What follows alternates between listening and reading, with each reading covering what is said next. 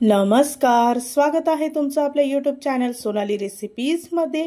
तर आजची खास रेसिपी आज आपण बनवणार आहे थंडी विशेष झणझणीत आणि कुरकुरीत शिंगाड्याचे वडे किंवा कटलेट।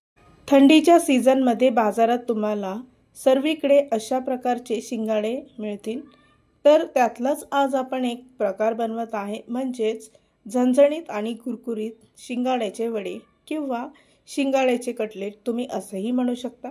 चला तर मग रेसिपी पाहूया। तर शिंगाड्याचे वडे बनवण्यासाठी इथे आपण अर्धा किलो शिंगाडे स्वच्छ धुवून घेतले आहे।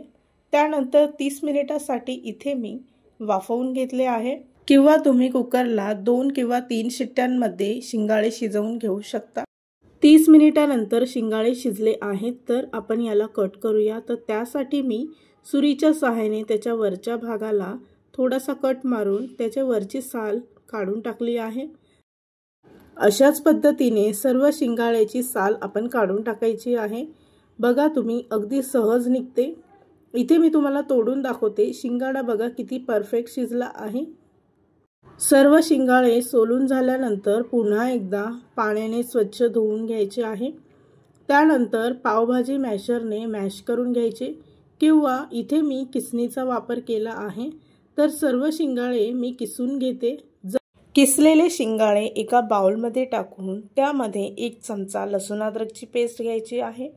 त्याचबरोबर 1 चमचा धने जिरे पूड घ्यायची आहे, 1 चमचा गरम मसाला घ्यायचा आहे आणि 1 चमचा हळद घ्यायची आहे।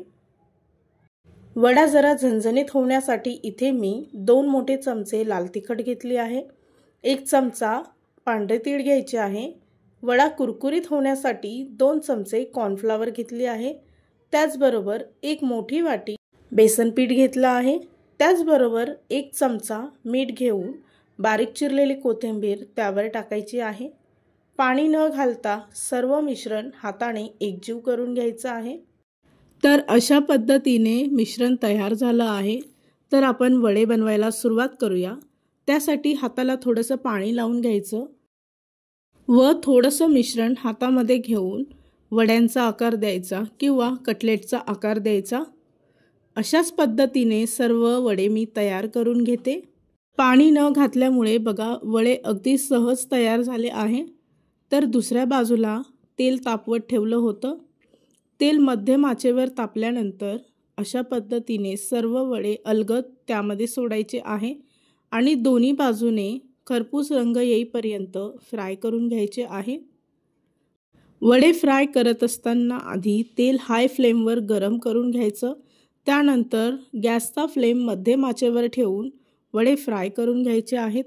तर अशा पद्धतीने सर्व वडे मी इथे फ्राय करून घेते।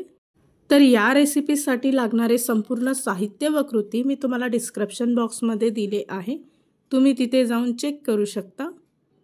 तर अशा पद्धतीने आपले वडे तयार झाले आहे। त्यातील एक्स्ट्रा तेल काढून घ्यायचं आहे। तर तयार झाली आहे आजची खास रेसिपी झणझणीत कुरकुरीत शिंगाड्याचे वडे किंवा कटलेट। आणि जर का तुम्हाला हा माझा व्हिडिओ आवडला असेल तर प्लीज लाईक, शेअर आणि कमेंट करा। चॅनलवर नवीन असाल तर सबस्क्राईब करा। पुन्हा भेटूया आपण अशीच एक रेसिपी घेऊन।